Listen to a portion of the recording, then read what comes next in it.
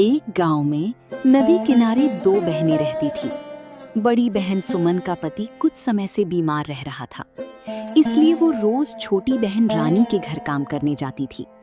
रानी की शादी एक अमीर व्यापारी से हुई थी। वो बहुत कंजूस और लालची थी। सुबह के समय सुमन जल्दी जल्दी अपने घर का काम निपटा के अपनी छोटी बहन रानी के घर की ओर निकलती है।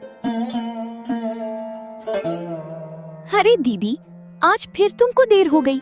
सुबह सुबह इतने बड़े घर का काम पड़ा रहता है और तुम आराम से घर में बैठी रहती हो। जल्दी आना चाहिए था। खैर, अब आ ही गई हो तो चलो काम में लग जाओ। माफ करना बहन, मेरा मुन्ना रात भर रोता रहा पेट दर्द से, इसलिए देर हो गई। मैं जल्दी जल्दी सब काम कर दूंगी। ठीक है, चलो पहले आंगन और बैठक अच्छे से झाड़ पोंछ दो। घर चमकना चाहिए। उसके बाद रसोई में जाकर सारे बर्तन मांज देना। और हाँ, काम ठीक से होना चाहिए। सामान तुरंत काम पर लग जाती है। सबसे पहले रानी के घर का आंगन, बैठक और सारे कमरों में झाड़ू पोछा करती है। वो एक एक कोना साफ करती है। फिर बर्तन मांजने बैठ जाती है। उधर रानी आराम से बैठकर चाय पीती है। अच्छा सुनो, सारे काम तो तुमने कर ही दिए हैं।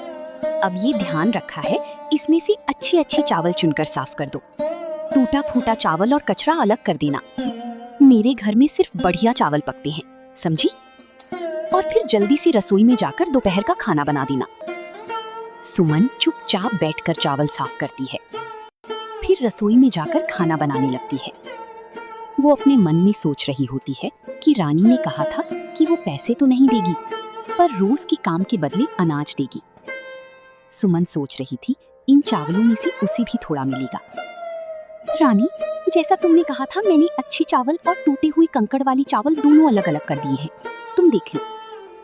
सारे काम निपटाने के बाद सुमन घर जाने लगती है। रानी उसे रोकती है। रुको दीदी, ये लो, ये टूटे हुए चावल हैं। मेरे घर में इसे तो कोई खाता नहीं है, इसलिए तुम ही ले जाओ। तुम्हारे घर में तो ये आराम से सब खा लेंगे।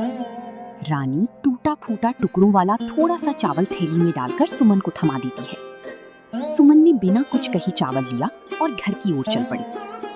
आंखों में आंसू थे, मगर होठों पर एक भी शिकायत का शब्द नहीं आया, क्योंकि उसे पता था उसकी मजबूरी और गरीबी में ये चावल भी उसके लिए कीमती है।